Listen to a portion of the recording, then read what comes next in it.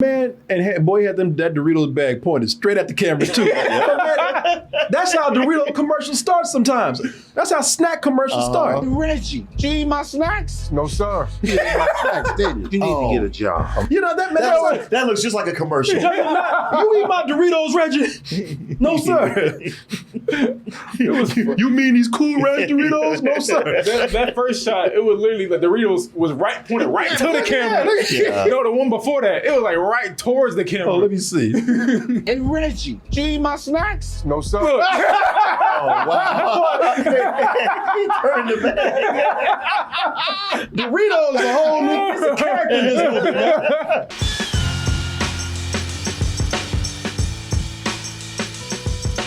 I'll be back to doing my comedy show in New York. And you can get your tickets now for that. People, you know that I've been going to New York and doing a comedy show there, and it's been going very well. The venue has been asking us to come back and just pretty much gave us a regular thing now. So I'll be there on June 21st, back at the Broadway Comedy Club and back in the Red Room, 9:30 show this time. Get your tickets now. These shows have been selling out every time we do them. And you can get your tickets by going over to BroadwayComedyClub.com, or you can go to Double Toasted NY and get your tickets now. Oh, man. Well, that's the retro one. That's the retro one right there. Bad shop, bad Photoshop. They say bad boys, but Martin's really happy. Look at I'm serious. I'm serious about the job. Martin's just taking a stroll right now. It's all about love. I feel like this is less Bad Boys and this is more Training Day. Right. Like this is Martin's first ride along right here. This is going to be fun. Yeah. Isn't it, Corey? Yeah, sure. Come on. This is not Will Smith and Martin Lawrence. This is Denzel and Black Ethan. Black Hawk back there. Oh, folks. Well, whenever you hear that song, you know, that used to be the theme for Cops. Cops, yeah. I can't hear that song without hearing Cops. I mean, seeing Cops in my head. Well, other people say, yeah, when I hear that song, I see cops too. Two black cops. Yeah. I see Mike Lowry and Marcus Bennett, or Burnett, whatever. Yeah, burn it. Burn it. Yeah, people, they you know, a lot of people say, no, those are the original Bad Boys for me. You know, sure the song was first, and sure they had to show Cops and everything, but no, that belongs to them now, that song right there. Right. Bad Boys, what you gonna do? We're gonna run this film series to the ground. What we gonna do? Shit, we gonna keep... where that going? Yeah. Well, when they said ride or die, they went... Ride till the wheels fall off. Yeah. Man, I think the wheels fell off about 2 blocks back, but that ain't stopped them. They ride on the rim now. But yeah, folks, it is the return of the Bad Boys, Mike Lowry and Marcus Burnett. This is their fourth adventure out as two Miami cops who somehow, some kind of way, keep finding themselves in bigger and bigger and bigger danger. Of course, that's what you do when you keep releasing movies. You got to top the last one. That's true. Oh, boy. And this one has topped everything right here, man. Because now, these two who have gone on many, many adventures together, now, as they say, shit is real. Because now they're dead captain, you know, Captain Howard. He can't even, man, listen, he ain't around to speak for himself. He's not around to defend himself, but somebody out there, somebody is trying to frame him as being a corrupt cop, saying he was mixed up with the cartels. And they said, listen, this man, he cussed us out all the time. But he was family. He berated us. I think he called us the N-word a couple of times. But hey, he got that pass. He was family right there. And now we've got to clear this man's name up right here. But it's not going to be so easy because, first of all, they have to go up against some very, very bad people. But in order to also clear this man's name, Mike has to work with his son. And his son is just no ordinary person. His son is a killer. In fact, he's the one that killed Captain Howard, right? Yeah, Yeah. he's an assassin. Yeah. Yeah, he's an assassin. I mean, the man's a killer, killed these people. Pretty much their police father figure. But that's my son. But yeah, but he family. But he family. But family though. I gotta love him. Yeah, it's Vin Diesel rules now. Yeah. No, this movie is really Fast and Furious. Yeah. No, it's been Diesel rules, which means there's no physics. Bodies are superhuman. What are Vin Diesel rules? Yeah. No rules. Yeah, sure, he a killer, but that's my boy. That's my boy. Yeah. You got to protect my son. You know, my baby ain't so bad. When we see Y'all Vin be Diesel lying on in him. another Bad Boys movie, like What's the next Bad Boys movie, we see Vin Diesel in it. Man, all of them getting too old to do this shit, all right? Hell, now you might as well go ahead and put Danny Glover in there. I'm getting too old for this. Hey, let's go ahead and watch the trailer, which we've all seen, but it's not going to hurt to watch it one more time to get us all pumped up for this review. And that's the review for Bad Boys, Ride or Die. We'll be back with our review. That's when I almost got Martin killed. It was just like that car wreck we had. We looked just like that. Martin. Man, that is, wow, that's bringing memories back. He looked just like that before I killed him. I almost killed him. Get a ginger ale and nothing else. I'm the U.S. Marine, sir. Well, then you need to deploy. Dad, look. We now have evidence. Like we said, you know what's messed up? We said this at the beginning of the show. I'm Mike, he's Marcus. Reggie. I know goddamn Reggie. Who else you gonna be? You be. I ain't in there. You went with the Bad Boys. I said, but I ain't Reggie. Yeah, I think you are. I bet to differ with your Reggie ass. That the late Captain Conrad Howard of Miami PD was working directly with drug cartels for years. I still like that shot. That's an amazing shot. I still think it's a gun on a stick. That's CG. That's all. I want to believe that gun is real. That shit is shiny. That shit ain't dirty whatsoever. It's just clean, man. They take care of their weapons. They take care of their Like equipment. they just bought it. Yeah. Oh, they just wiped it down, man. Just bought it, wiped it down, shined it. Yeah, man. So there's a lot of other things going on. There's a lot of things going There's on. a lot. Yeah, there is a lot of things going on in this movie right here. So in addition to what I just told you, as far as the plot goes and the setup and everything, in addition to that, Mike is finally getting settled down. He's getting married, as you can see from the tux over here. My man Marcus, he's going through an existential crisis at this moment from a near-death experience. Again, you have the son that's brought in there. We follow his storyline for a little bit. Oh, people, there's a lot to process with these boys over here. Don't forget Mike's panic attacks now. I'm gonna get into that. Yeah. No, that's something. That's actually kind of funny how that's worked into the movie here. But so with this film, man, I would say this about the directors, because I'm gonna let you know.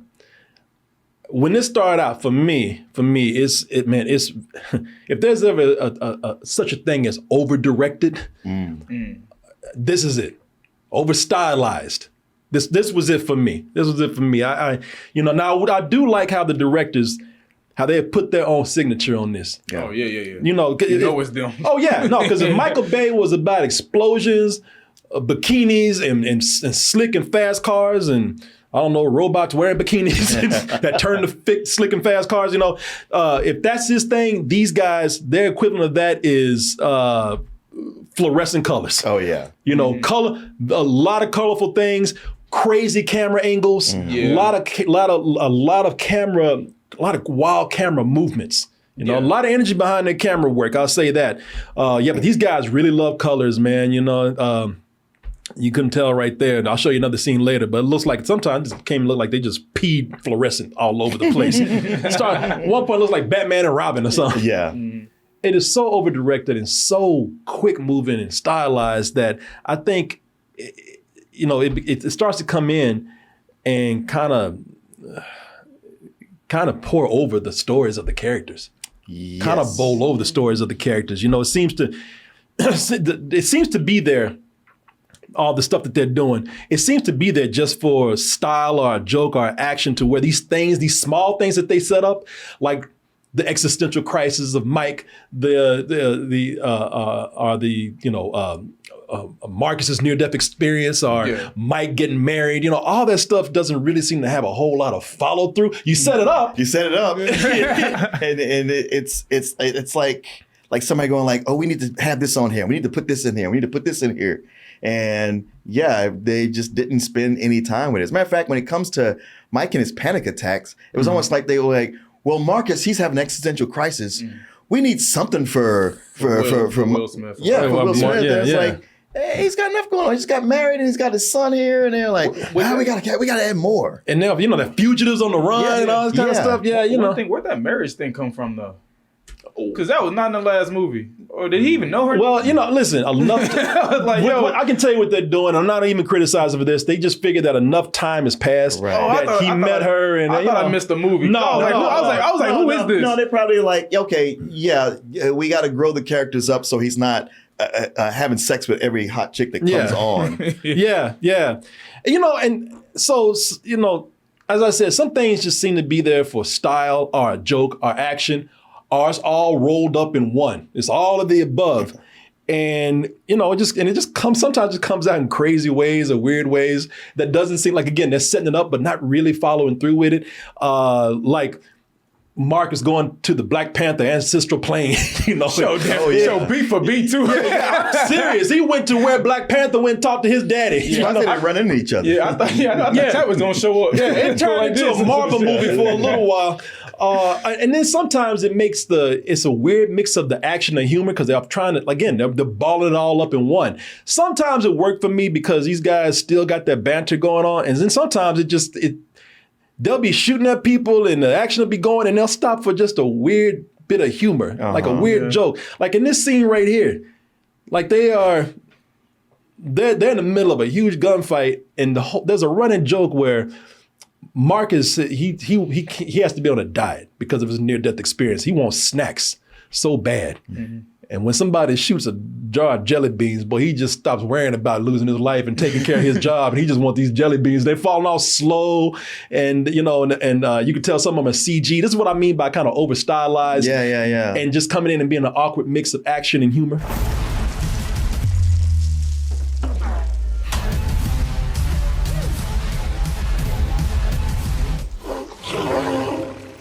That was just kind of a moment where, like I said, it just felt a little bit too much style and camera work and almost forced humor. It's a lot for a joke that's not really a big joke. That they don't really even follow through that much on. Yeah. I don't know. I guess I'm different than y'all, because I kind of liked it. Because it's like... Well, honestly, I didn't hate it. Yeah, okay. Because I felt like it gave Martin something more to do in this movie. Eden?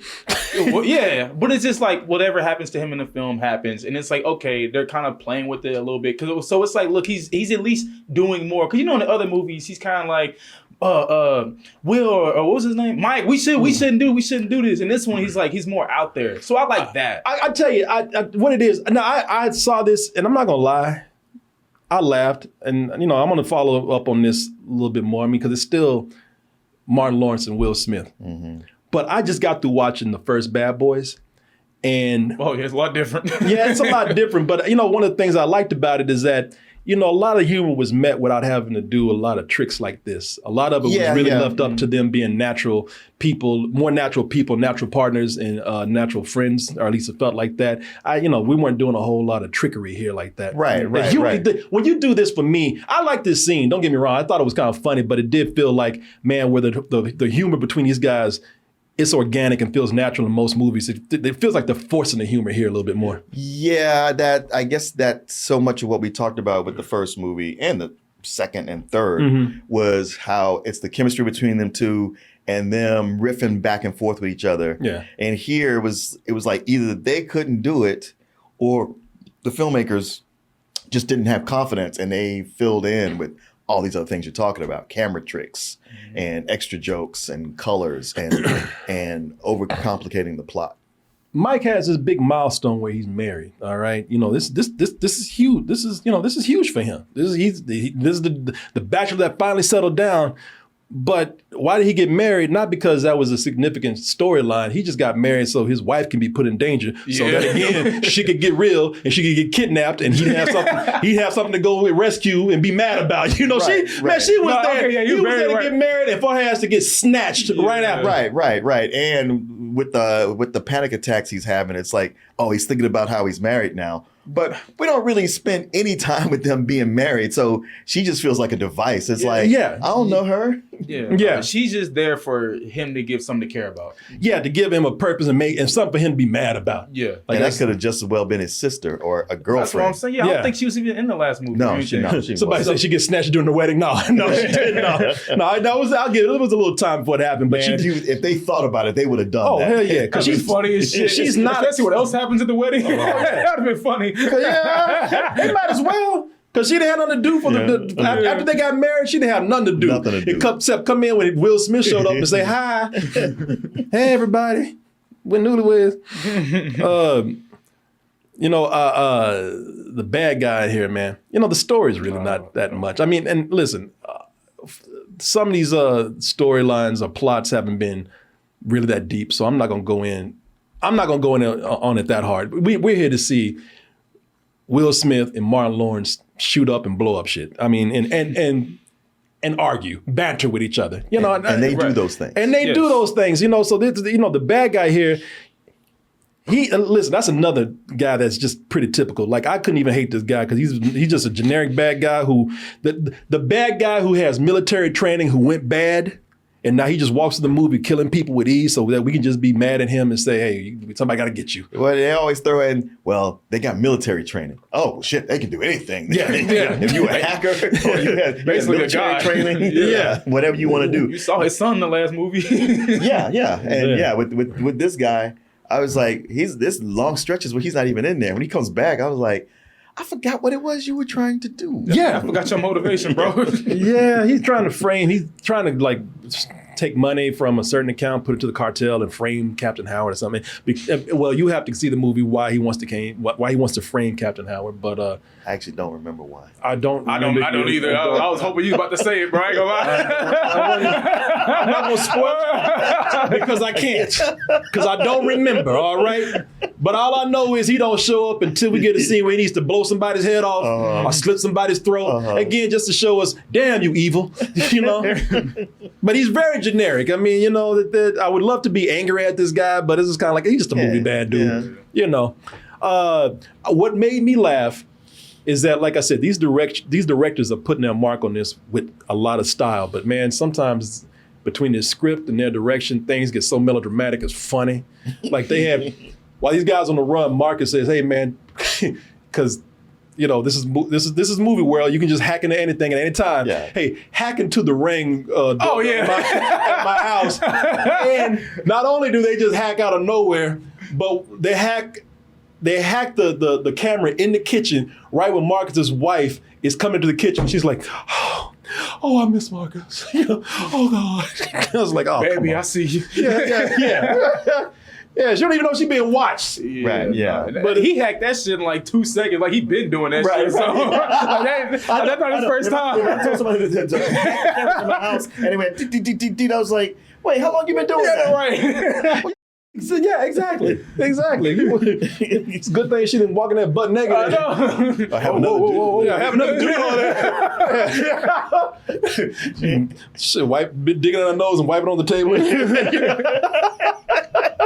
You know, you never catch people doing that. You always catch them when their hair is nice, wearing nice clothes, and always at their most melodramatic. Reading a book, some stupid shit. Yeah, all dressed up in a nice gown. You know what? That was sketch where they're like,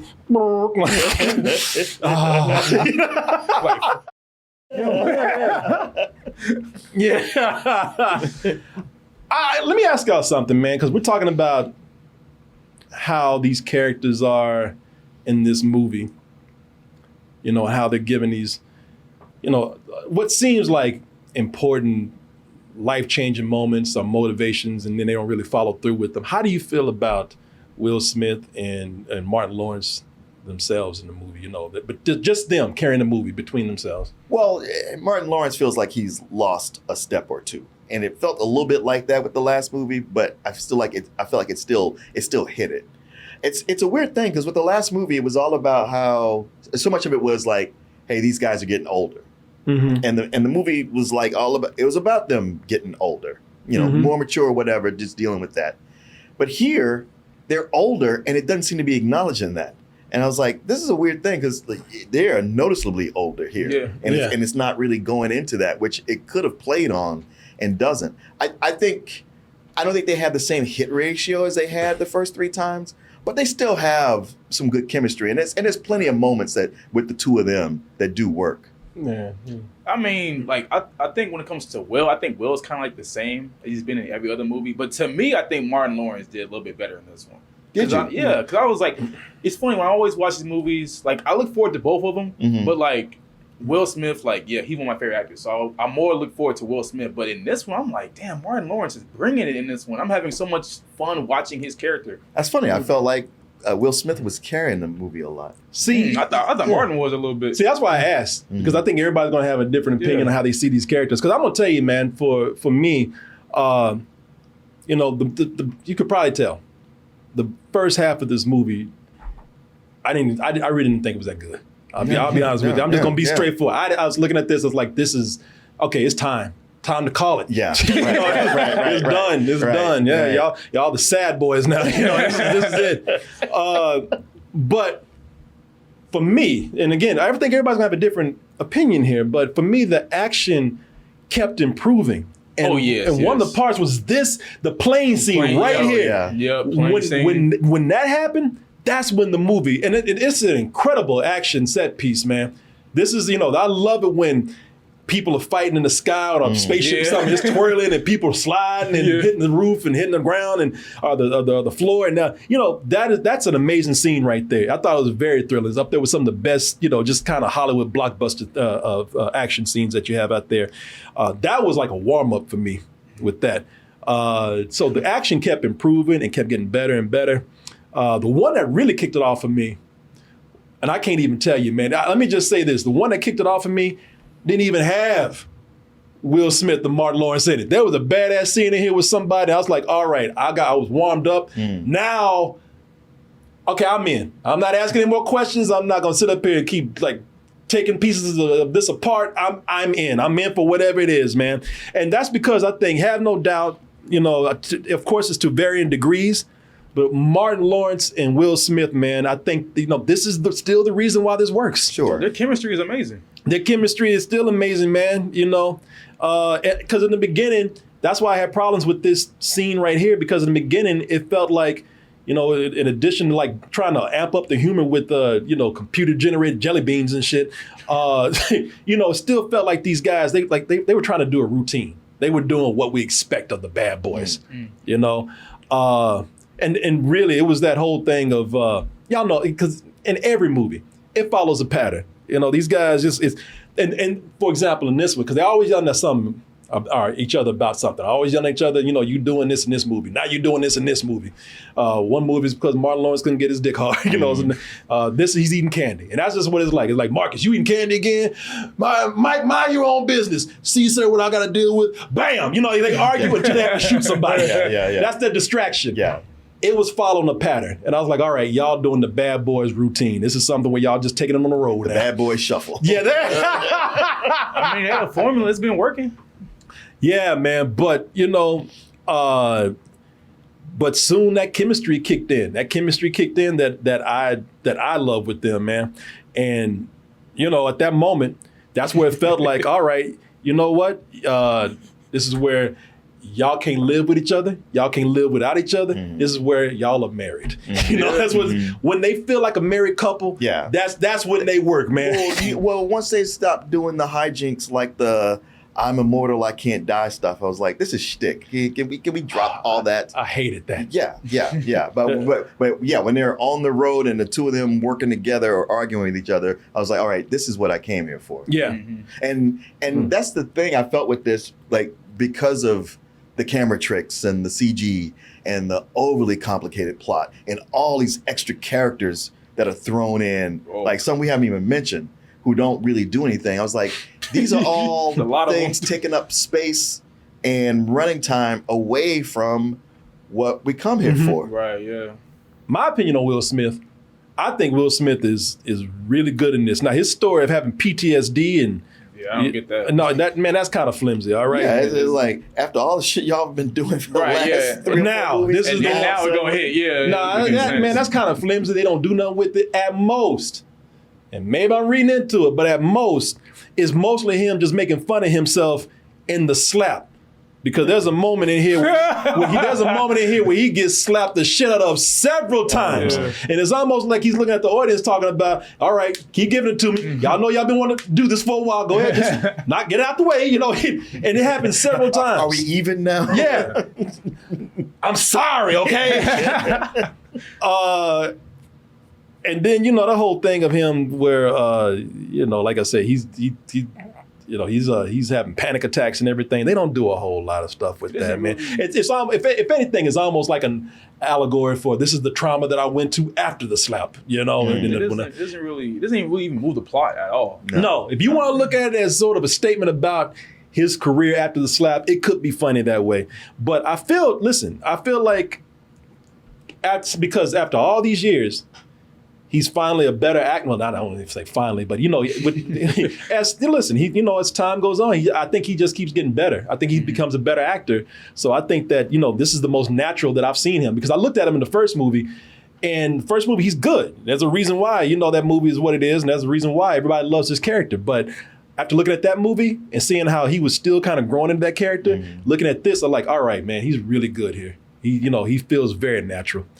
Martin Lawrence, you know, on the other hand, I'm with you, man. I really like Martin Lawrence in this. At least they gave him something to do in this one. Well, the thing that works with Martin Lawrence is that, you know, he's still the funny one. He's still most of the comedy comes from him. Well, you know, they got it kind of nailed down to where even more so than ever, Will Smith is the straight man. Yeah. You know, he's the one always yelling at him like Martin Lawrence is a little boy. You know, I think Marcus, the character Marcus, is probably sillier here, mainly because of that existential crisis, and they got him just doing dumb things. I like Martin Lawrence.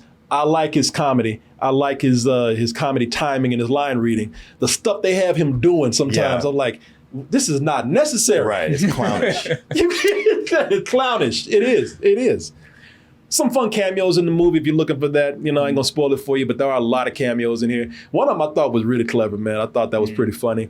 Understand, like I said, you come to see this for just a slick, straightforward action movie that just happened to have 2 big personalities in it that you love, that raise maybe slightly above that.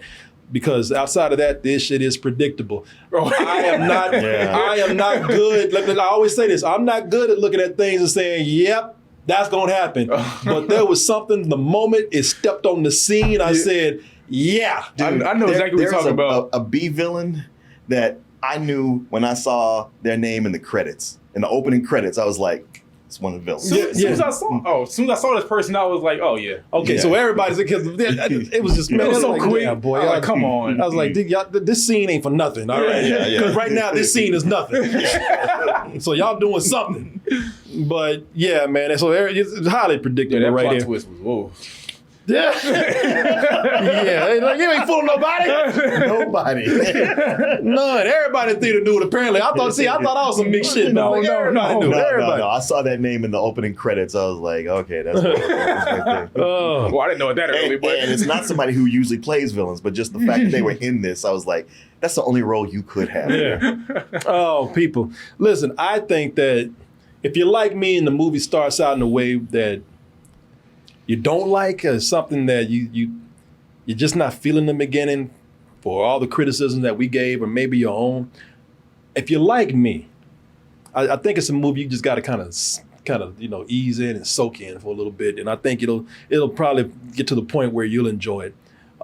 You have to slowly accept it for the absurd spectacle that it is, and it was fun. It was a lot of fun. I mean, listen, people, again, I'm not gonna get no details, but the climax gets it's silly, insanely silly. It was just, I mean, I wish I could tell you some of the stuff that's happening here. Especially with an animal. Yeah, that's what I'm saying. I ain't gonna say, don't say nothing else, but it's like something. Yeah, man. So, yeah, I mean, it's like, damn, boy, can y'all throw animal shit in here? Not when, especially when you don't need to. They kitchen sink this thing. That's the bad guy we predicted. The kitchen sink. Well, I knew it. Nah, man. I think I like I do like the last movie better. I think the last movie was tighter. I think the last movie kind of reined it in a little bit. You know, now that movie was it's the same old thing. You know, now it feels like that now that movie was a success. That last one, just keep going bigger. And sometimes you don't really need to do that. But there's some amazing action scenes in here. I'm gonna give this a matinee. And eventually, I did have a lot of fun with this. And I was kind of right there with the crowd when the crowd started applauding for certain things. Yeah, you know, you go back and visit the boys again. I think this one is far down the ladder from the last one. That last one was, you know, it was so much fun. It was so tight and inspired me to go watch the first two, which I hadn't seen before. I didn't even have any interest in those. Yeah. And that last one was so good. I was like, man, I am on the Bad Boys train. And there was the hope that, like, hey, they did it with that one that came so far after the first two, that maybe they can do it again. And I was like, yeah, it's not quite hitting. It's got some of the elements there, but there's so much else going on that kind of keeps it from being all that it can be. But, you know, hey, if you're with these boys, it's ride or die. You're still going to have fun with them. And you're right, there's some good action sequences. Just my disappointment had me at so much of I was just like, yeah, I feel like the best I can do is kind of a high rental. But there are some scenes with Reggie, the Reggie callback. Reggie, yeah. And I was like, that pushed me over to a low matinee. Okay. Damn, I feel bad because I'm kind of on the other side of both of y'all because I really enjoyed this film. Okay. Maybe I might be the only one on the planet that'll say something like this, but this was my favorite movie of the year so far. Now, there is a lot of criticisms with this film. I think all the acting, well, not all the acting, except for Martin Lawrence and Will Smith, I think a lot of the acting was bad. Like very, very bad. And I think the writing just, like y'all said, it wasn't tight. It wasn't good. The plot, whatever, everything was very, very predictable. But once I kind of just looked past all that and I came for what I came for, which is Martin Lawrence, Will Smith, the comedy and the action, that's when I started having fun with this film. So honestly, I'm gonna give this a low full price. I really enjoyed it. All right. I like the way you said it. Wasn't a lot that brought me down except the lame plot, the bad acting. Okay, look, so there was some stuff I was gonna say, but I didn't know if it was gonna be like a spoiler. So the thing I was gonna talk about was like the third act. I think the third act, I love the third act. I do too. And I loved it a lot for kind of the reasons why y'all didn't kind of like the film was because of the camera work. I really enjoyed that camera work. You see a lot of it in the third act. I enjoyed it probably when everything seemed to finally kind of getting rhythm with itself. You know, maybe that's because they were entering a point where story didn't matter anymore. I mean, because near the third act, it didn't matter. It's like nothing. At the third act, I mean, really, it was nothing but just action, and it was good action. So the camera work worked in well with the action that was going on. They weren't trying to do awkward moments where they were trying to force the humor. You know, I felt like these guys were finally put in a position where they didn't have to have awkward humor. I thought, you know, and plus, like I said, plot is terrible, so it didn't even matter at that point. So yeah, I went with it in the third act. Yeah. I really enjoyed the third act, you know, but I'm not gonna lie, I didn't. Okay, maybe the first half, and very much so the first act, I did not like. Yeah. Okay. That's fair. No, but I get it. I think it's a fun movie, man. For most people, you're probably not gonna be looking at it like I'm looking at it. You know, you'll go with it no matter what. So yeah, it's fun. I was so glad they gave Reggie something to do. I'm tired of his ass sitting on the couch. Every time they cut to him, I was like, that was really funny. I'm so glad they came back to him. Yeah, that dude. Yeah, Reggie finally became like I'm gonna tell y'all, Reggie's a cool character. Yeah, everybody made fun of Reggie, but Reggie's all right with me now. Yeah, he ain't all right with Marcus. But yeah, they're slinging the Doritos, man. I know. Make sure you show the label. Doritos and Skittles. And Skittles, and listen.